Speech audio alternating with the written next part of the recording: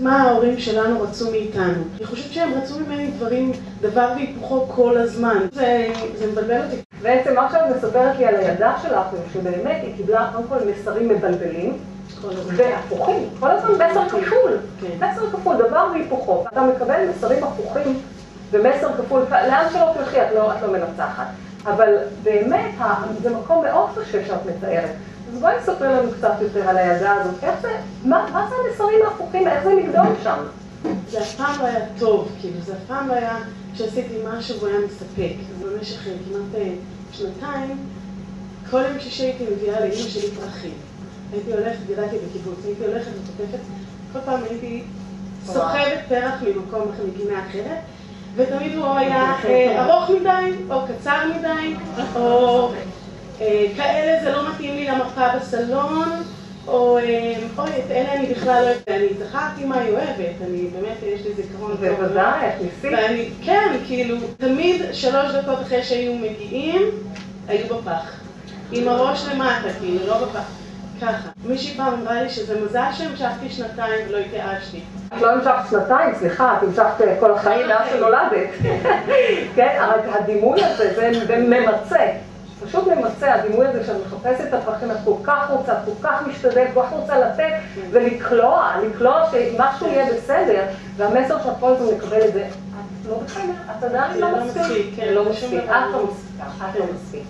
וזה דבר שנטמע עמוק בפנים, וזה מקום כל כך קשה. את לא ידעת, את לא יכולת לדעת בתור ילדה, באמת שאמא פצועה. בתור ילדה, מה שאת מקבלת, זה שלך, ואת לא יכולה להתחיל להבין את הפצע של אמא.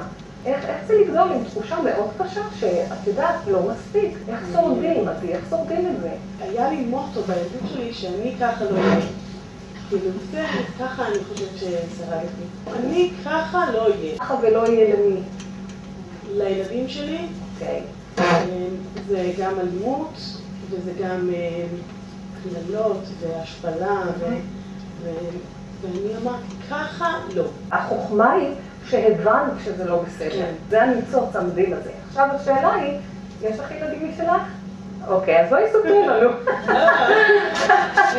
מה קורה בדור הבא? אני חושבת שיש משהו בי שמשקר, אני חושבת, במידה מסוימת את אותו מסר לילדים שלי.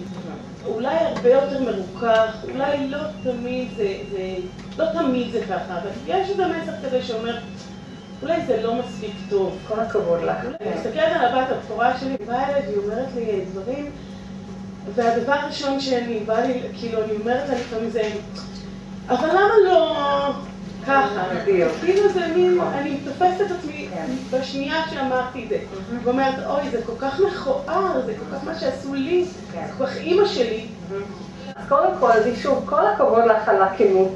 ואת יודעת, עם כנות ומודעות, אף פעם לא מאוחר מדי.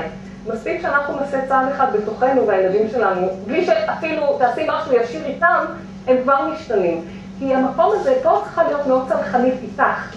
לסלוח לך כשאת מצפה ממנה או ביקורתית איתה. קודם כל, איך לא תהיי? איך אפשר לשרוד את מה ששרדת ולהיות מישהו אחר? אז המקום הזה, החלק הזה, רק לחזור ולהקשיב פנימה. כל הכבוד על הכנות, מדהימה, תודה, מרפאה רבים אחרים. עוד אתה בחיים, ניתן לעשות כאן ניסים.